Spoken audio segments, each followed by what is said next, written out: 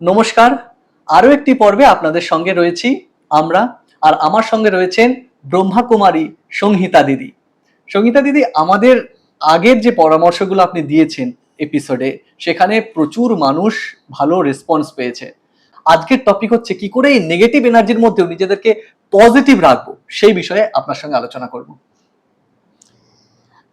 আমরা আগে যা শুনেছি, বিশেষ করে অ্যাটেনশন, কনসেন্ট্রেশন, মেডিটেশন, আমি বলবো সবগুলো শব্দই একটাতে আমরা পেয়ে যাই যখন আমরা নিজের উপর ফোকাসিং করি। আর রাজযোগ মেডিটেশন মানে নিজের রাজা নিজে হয়ে যাওয়া।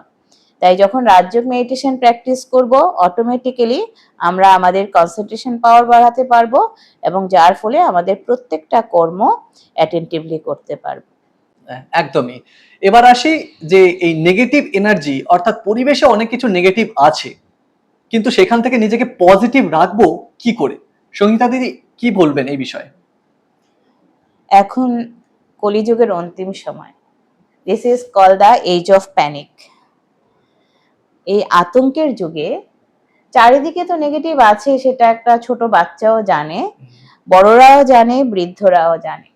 কিন্তু আমরা যদি ভাবি চারিদিকে নেগেটিভ, তাই আমার নিজেকেও নেগেটিভই করে রাখবো, সেটা তো নিশ্চয়ই হবে না। দেখুন, যেরকম করে আমরা জানি বাইরে রাস্তাঘাটে খুব ধুলো, কিন্তু আমরা আমাদের ঘরটাকে তো সাফ করে রাখি না। এখন রাস্তার ধুলো তো গিয়ে আমি সাফ করতে পারবো না, কিন্তু আমাদের ঘরকে তো আমরা সুন্দর করে পরিষ্কার করে রাখতে পারি। তো যেরকম আমরা ঘরকে সাফ করে রাখি, পরিষ্কার করে রাখি, পরিষ্কার পরিচ্ছন্ন করে রাখি, আমাদের শরীরকেও কিন্তু আমরা রোজ পরিষ্কার পরিচ্ছন্ন করে রাখি। তাহলে দেহের যেরকম পরিষ্কার পরিচ্ছন্নতার দরকার, ঠিক সেরকম করে মনকেও প্রতিদিন আমাদের স্বচ্ছ করে রাখা দরকার। কিন্তু যেরকম যেরকম শরীরকে যেরকম আমরা আজকাল অনেক ধরনের ডিটক্স করে থাকি না, ডিটক্স ওয়াটার নিচ্ছি, ডিটক্সিফিকেশন করছি, ঠিক সেরকম মেন্টাল ডিটক্সেরও দরকার আছে।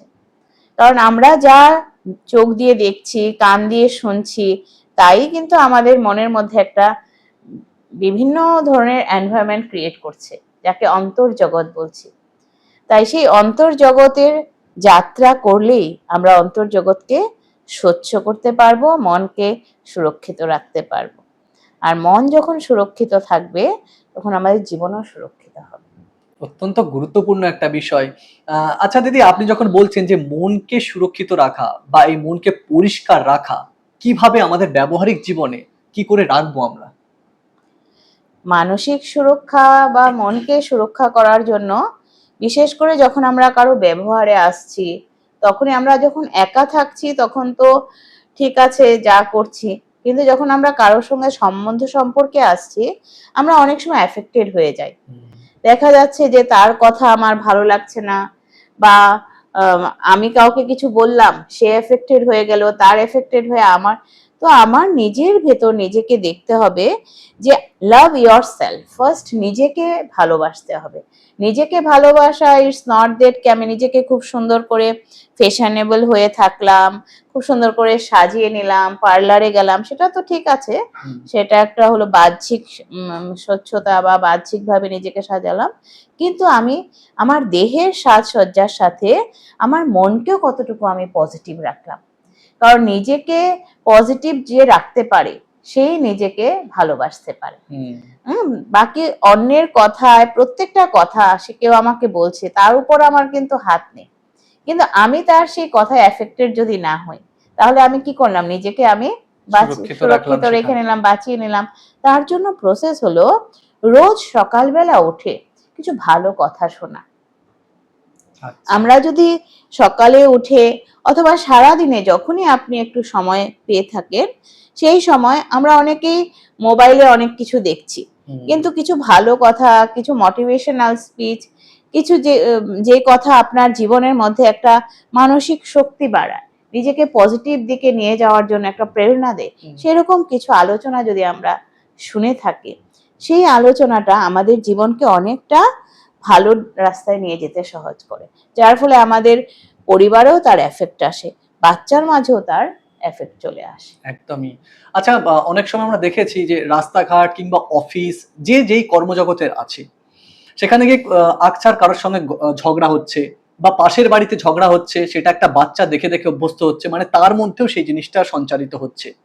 এইসব ক্ষেত্রে এই যে ঘরোয়া ভাবে একটা বাচ্চাকে সাধারণভাবে একটা তাকে দূরত্বে সরিয়ে নিয়ে যাওয়া একটা পারিবারিক একটা বিষয়, কিন্তু যেই পরিবেশটা সবসময় এই ধরনের পরিবেশ আছে, সেইখান থেকে এই যে সুরক্ষিত রাখার উপায়, মানে নিজেকে ঘরের মধ্যে কিভাবে এই এনভায়রনমেন্টটা রাখা যায়?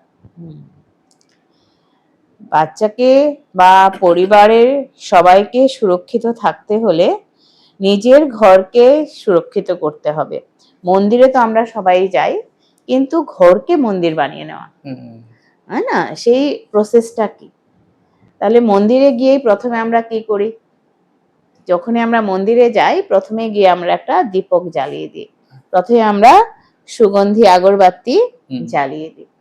তাই রোজ সকালবেলা উঠে আমরা এখানে যারাই আসে আমাদের বিশেষ রাজযোগ শিক্ষার জন্য, তখন আমরা সকালে ওনাদেরকে এসেই প্রথমে মনের মধ্যে, মন্দির মানা মন কি দ্বার, মন রূপী দরজায় নিজের ভেতরে একটা পবিত্র দীপককে অনুভব করা। সেই দীপক তোমার এই দুই ভ্রুকুটির মাঝে আছে, এবং সেখানে থেকে দীপকটাকে প্রথমেই যখন কেউ আসে তখন আমরা তাকে বলি ওম শান্তি। ওম শান্তি, the word means I am a peaceful soul, আমি এক শান্ত স্বরূপ আত্মা। যখন আমরা বললাম তুমি একজন শান্ত স্বরূপ আত্মা, তখন অটোমেটিক্যালি তার যতই অশান্তি থাকুক, কিন্তু 1 ঘন্টা সে নিজেকে কিভাবে যে না এখানে শান্ত স্বরূপ হয়ে আমার থাকতে হবে। প্রথমেই আমরা এই ভেতরের লাইটটাকে জ্বালালাম, তারপর কিছু ভালো চিন্তন সুগন্ধি জ্বালিয়ে দিলাম মনের মধ্যে। প্রথম সুগন্ধি কি? আমি এক শান্ত স্বরূপ আত্মা, আমি পবিত্র আত্মা, আমি এক শ্রেষ্ঠ আত্মা। আমার আজকে সারা দিন সবার সঙ্গে শান্ত হয়ে পবিত্র ভাবনায় সবার সঙ্গে ব্যবহারে আসতে হবে। আপনি যখন সকালে উঠে সেরকম একটা ভালো চিন্তন নিজের মনকে দেবেন, অটোমেটিক্যালি আপনি আপনার নিজের ভেতরকে আগে সুরক্ষিত করুন, যার প্রভাব আপনার ব্যবহারে, আপনার ছেলে মেয়েদের উপর, আপনার বাড়িতে অন্য সম্বন্ধের উপর সেটা একটা সুন্দর এফেক্ট আসবে। কারণ আমি প্রথম নিজেকে কাম এন্ড কুল রাখতে হবে। আপনি যদি নিজেকে কাম এন্ড কুল রাখবেন, তার প্রভাব আপনার মুখ দিয়ে বলতে হবে না, তার একটা ভাইব্রেশনই অন্যের উপর সেটাও পড়বে। তাহলে সেও যে কথায় ক্ষেপে যেত সেটা ধীরে ধীরে তার কম হয়ে যাবে, তার এক্সপেকটেশনটা কম হয়ে যাবে, তার চাহনাটা কম হয়ে যাবে। সে নিজেকে অ্যাডজাস্ট করে যে কোনো পরিস্থিতি থেকে নিজেকে মানিয়ে নেওয়ার একটা শক্তি তার মধ্যে চলে আসবে। বেশ, অত্যন্ত অত্যন্ত মানে সুন্দর। শুধু নয়, এইগুলো আমরা ব্যবহারিক জীবনে কি করে প্রয়োগ করব এবং তারপরে যে অনেক কিছু সমৃদ্ধ হতে পারি আমাদের জীবনে, সেই পরামর্শই দিলেন ব্রহ্মাকুমারী সংহিতা দিদি।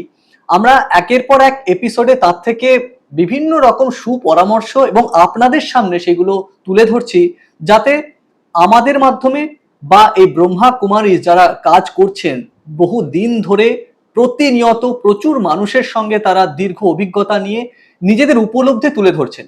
ফলে আমাদের এই এপিসোডগুলো কেমন লাগছে তা অবশ্যই আপনারা আমাদের কমেন্টে জানান, আর ভালো লাগলে শেয়ার করুন। নমস্কার দিদি।